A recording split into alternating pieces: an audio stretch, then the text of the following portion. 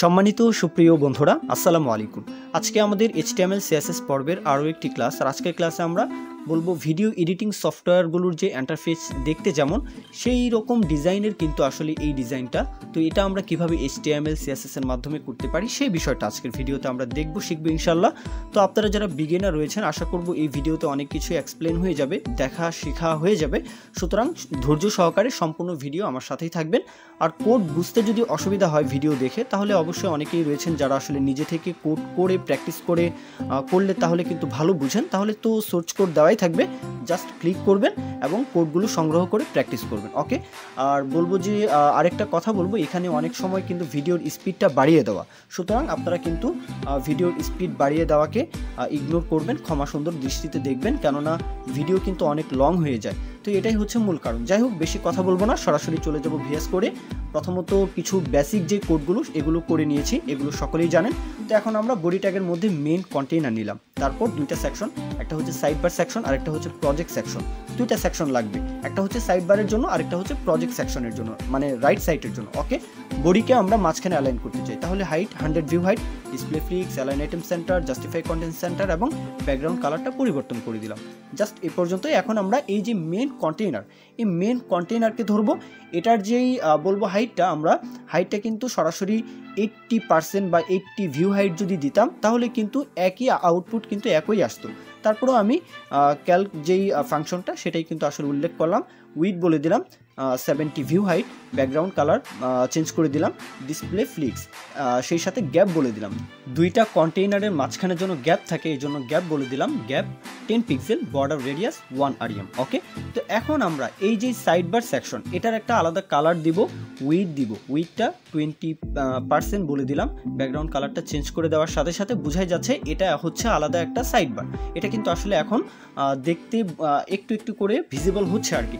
তো এখন আমরা এই যে বর্ডার রেডিয়াস বলে দিব, বর্ডার রেডিয়াসটা যে টপ সাইডের লেফট এটা হচ্ছে 1 rem, টপের যে রাইট 0, বটম রাইট 0 এবং বটম লেফট 1 rem। ওকে, বুঝতে পারছেন, ওভারফ্লোটা হিডেন থাকবে। ওকে, এখন আমরা এই যে প্রজেক্ট সেকশন, এই প্রজেক্ট সেকশনের উইথটা বলে দিলাম 80%, যেহেতু সাইড বার 20%। ওকে, তো এখন এখানে একটি বিষয় আপনারা লক্ষ্য করুন, এই যে লরেম আমি একটা বড় টেক্সট কিন্তু এখানে যুক্ত করলাম। তো এখানে কিন্তু আসলে বলবো স্ক্রল বারের পরিবর্তে আসলে এটা কিন্তু আসলে ওভারফ্লো হচ্ছে না, কেমন যেন হজবরল অবস্থায়। এটাতে আমরা স্ক্রল বার আনতে চাই, তাহলে কি করব, মার্জিনকে ধরে এটাকে অটো বলে দিলাম, তাহলে কিন্তু স্ক্রল বার চলে আসলো। তো এখন আমরা এটার যে উইথটা, এটা আমরা মানে স্ক্রল বারের যে উইথটা এটা আমরা কমিয়ে দেবো, তাহলে ওয়েবকিট স্ক্রল বার এটার উইথটা হয়ে যাও 1 পিক্সেল 2 পিক্সেল, এটা আপনাদের ঐচ্ছিক বিষয়, আমি আসলে 1 পিক্সেল রাখলাম আর কি। তো এখন কিন্তু আমাদের স্ক্রল বারটা সুন্দরভাবে কিন্তু আসলে কাজ করছে। যে এখন আমি এগুলো ডিলিট করে দিচ্ছি, জাস্ট আপনাদের দেখানোর জন্যই কিন্তু এই বিষয়টা কিন্তু উল্লেখ করলাম। তো এখন আমরা সাইড বারের মধ্যে আমরা কিন্তু প্রথমত কয়েকটা সেকশন লাগবে, লোগো লাগবে, প্রোফাইল সেকশন লাগবে। জি, তো এই সেকশনগুলোর জন্য এক এক করে সাইড বারের মধ্যে আমরা প্রজেক্ট সেকশন রেখে একপাশে রেখে সাইড বারের মধ্যে আমরা এক এক করে ডিজাইনটা করব। লোগো সেকশন নিলাম, এর মধ্যে ইমেজ নিলাম এবং স্প্যান ট্যাগ নিয়ে আমরা কিন্তু লোগোর যে স্ট্রাকচার এটা করে নিলাম। তো এখন আমরা এই যে লোগো সেকশনের মধ্যে ইমেজ রয়েছে, হাইট হয়ে যাও 20 পিক্সেল, ছোট হয়ে যাও আর কি। লোগোর যে ডিসপ্লে ফ্লিক্স হয়ে যাও, অ্যালাইন আইটেম সেন্টার, গ্যাপ হয়ে যাও 5 পিক্সেল, প্যাডিং লেফট থেকে 10 পিক্সেল, মার্জিন টপ থেকে আমরা কিন্তু আসলে বলে দিলাম। জি, এখন আমরা এই যে লোগো সেকশনের পরে আরও একটা সেকশন ক্রিয়েট করব, এখানে প্রোফাইল সেকশন নাম দিলাম, ক্লাস নেম তো যে কোনো কিছুই দেওয়া যায়।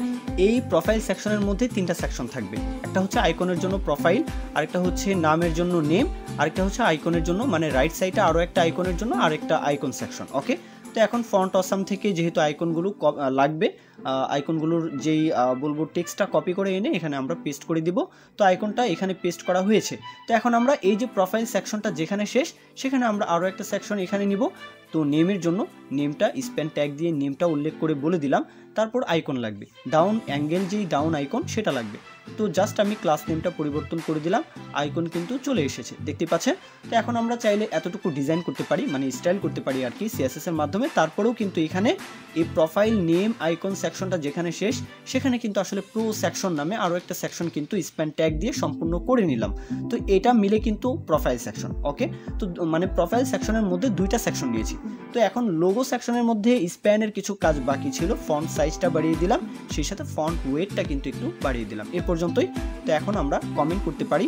কমেন্ট অবশ্যই গুড প্র্যাকটিস, আপনারা সবসময় কমেন্ট করবেন, তো অন্যরা যখন কোডটা দেখবে তখন যেন বুঝতে পারে, এই জন্যই। তো যাই হোক, তো এখন আমরা প্রোফাইল সেকশনের যে হাইটটা 100 পিক্সেল, ওকে, উইডটা থাকবে 90% প্যারেন্ট অনুযায়ী, প্যারেন্টকে সাইড বার, ব্যাকগ্রাউন্ড কালারটা চেঞ্জ করে দিলাম, বক্স শ্যাডোটা বলে দিলাম। এখন আমরা মার্জিন যদি দেই, মার্জিন অটো দিব, তাহলে কি মাঝখানে চলে আসবে, ওকে। প্যাডিং 10 পিক্সেল বলে দিলাম, মানে চতুর্দিকে 10 pixel, top bottom left right, border radius 1 rem, ওকে। মার্জিন টপ থেকে 20 পিক্সেল নিচের দিকে সরে আসো। তারপর কি ডিসপ্লে ফ্লিক্স ডাইরেকশন বলে দিতে হবে, যেহেতু ফ্লিক্স ব্যবহার করেছি সবগুলো এক সারিতে চলে এসেছে। ফ্লিক্স ডাইরেকশন কলাম হয়ে যাও, গ্যাপ থাকো 10 পিক্সেল, প্রত্যেকটা মানে সেকশনের মাঝে, প্রো সেকশন এবং প্রোফাইল নেম সেকশনের মাঝে যেন গ্যাপ থাকে, ওকে। তো এখন আমরা প্রোফাইল নেম আইকন, এই যে সেকশনটা ছিল এটাতে display flicks, align item center, justify content centre এবং গ্যাপ বলে দিলাম 5 পিক্সেল। তো এখন এই যে প্রোফাইল সেকশনটা, হ্যাঁ, তো এই প্রোফাইল সেকশন কোনটা, এই যে আমাদের আইকনটা ছিল বড় আইকনটা আর কি, ইউজার আইকন যেটা, তো এটার হাইটটা 40 pixel, with 40 pixel, display flicks হয়ে যাও, কিছুই কিন্তু আসলে বোঝা যাচ্ছে না।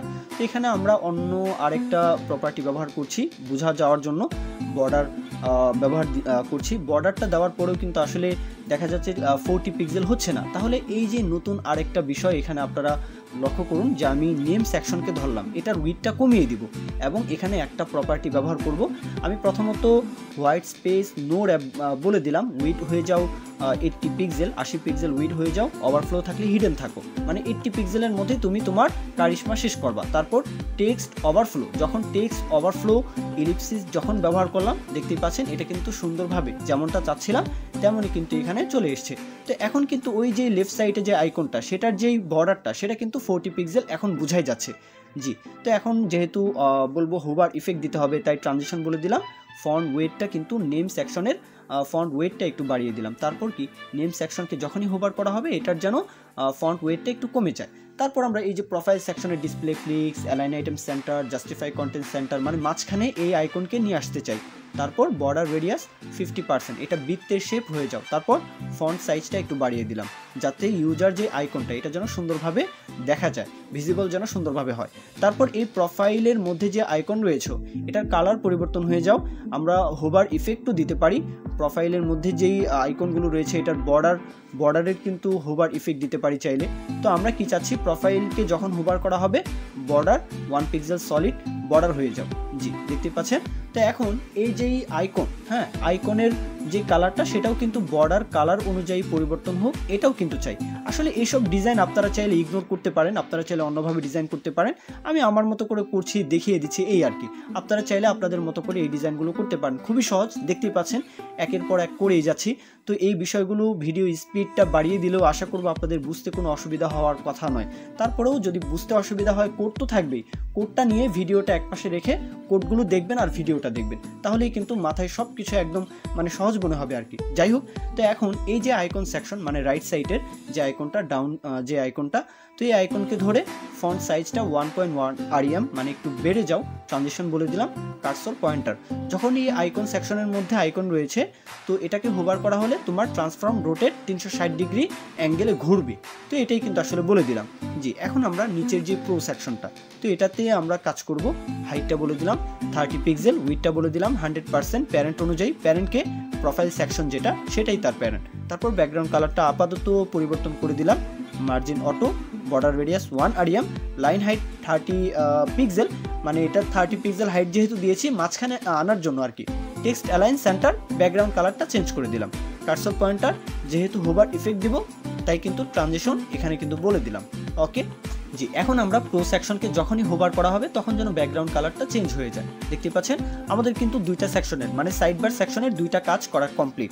তো এখন ব্যাকগ্রাউন্ডের যেই কালারটা যেহেতু একবার ব্যবহার করেছি, তো উপরের কালারটা আমাদের প্রয়োজন নেই, এই জন্য এটা ডিলিট করে দিলাম।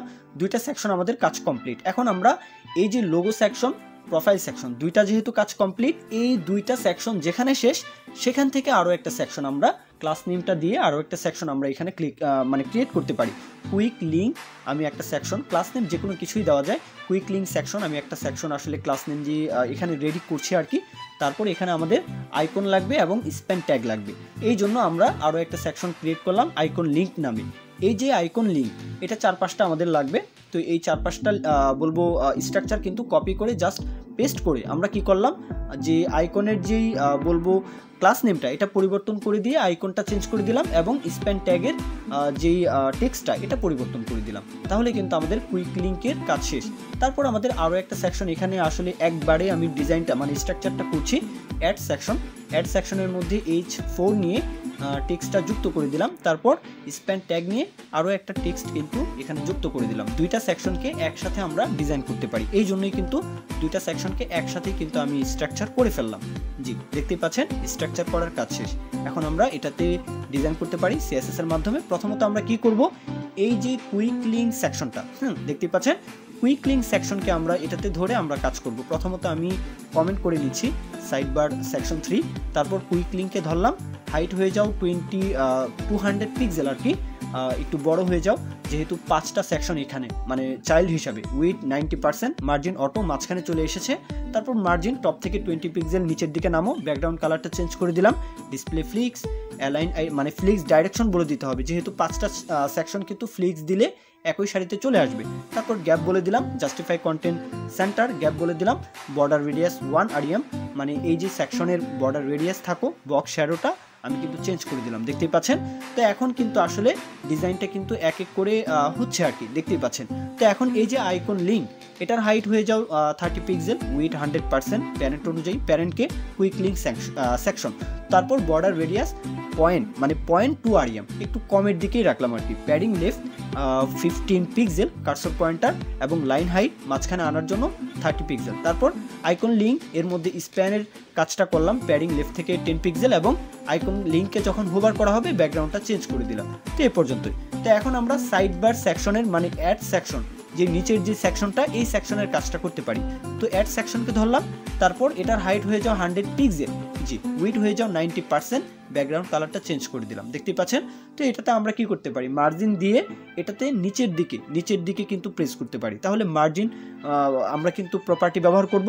বর্ডার রেডিয়াস বলে দিলাম আগে 1 rem, তারপর মার্জিন অটো, মার্জিন টপ থেকে 40 পিক্সেল একটু নিচের দিকে রাখলাম আর কি। তারপর প্যাডিং 15 পিক্সেল, জি, দেখতে পাচ্ছেন এখানে কোনো হোভার ইফেক্ট হবে না, তাই এখানের কাজ কিন্তু হোভার ইফেক্টের কোনো কাজ নেই, জাস্ট স্প্যান ট্যাগের কাজ। ফন্ট সাইজটা একটু কমিয়ে দিলাম, এ পর্যন্তই। তাহলে দেখতে পাচ্ছেন আমাদের যে লেফট সাইডের যে সাইড বার সেকশন এটার কাজ কিন্তু আলহামদুলিল্লাহ কমপ্লিট, দেখতে পাচ্ছেন। জাস্ট আমরা বক্স শ্যাডোটা এখানে উল্লেখ করে দিলাম। তো এখন আমরা প্রজেক্ট সেকশন রাইট সাইডের যে কাজটা এটা এখন আমরা স্ট্রাকচার করতে পারি।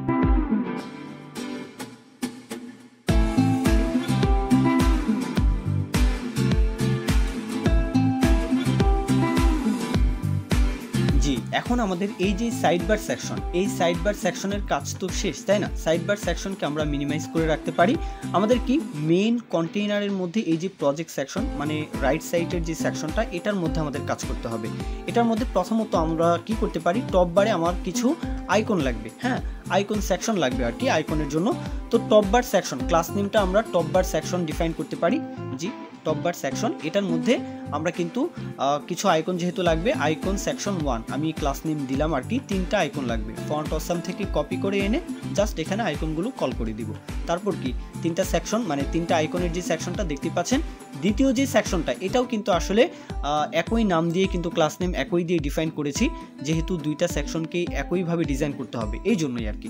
তারপর এই সেকশনকে চাইলে আমরা এখন স্টাইল করতে পারি টপ বারকে, কিন্তু তারপরেও টপ বার যেখানে শেষ তারপরে আরও একটা সেকশন সহজ, তো এই জন্যই একসাথেই কিন্তু স্ট্রাকচার করছি আর কি।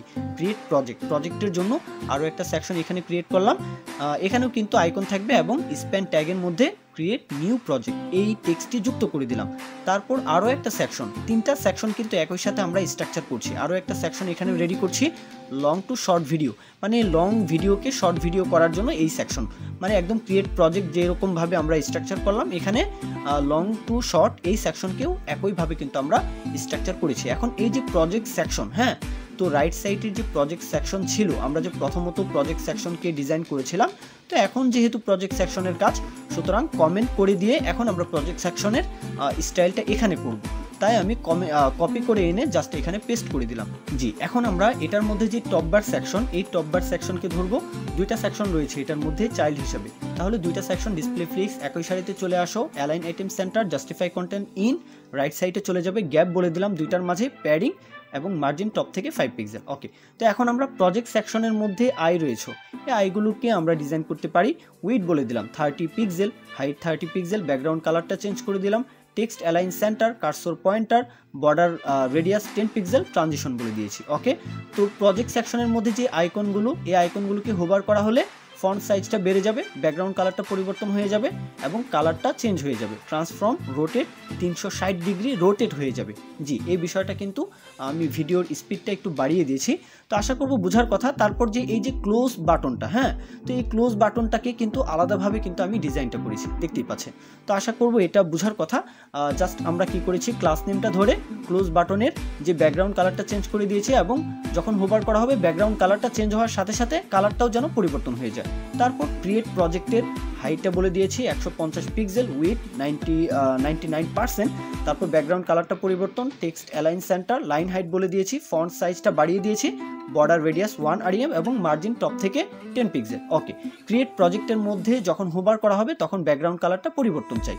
তারপর ক্রিয়েট প্রজেক্টের মধ্যে যে আই রয়েছে, height 40 pixel, with 40 pixel, background কালারটা চেঞ্জ করে দিয়েছি, সেই সাথে কালারটাও চেঞ্জ করে দিয়েছি, লাইন হাইট 40 পিক্সেল, মাঝখানে আনার জন্য মার্জিন রাইট থেকে 5 পিক্সেল এবং অ্যানিমেশন কিন্তু এখানে ব্যবহার করেছি।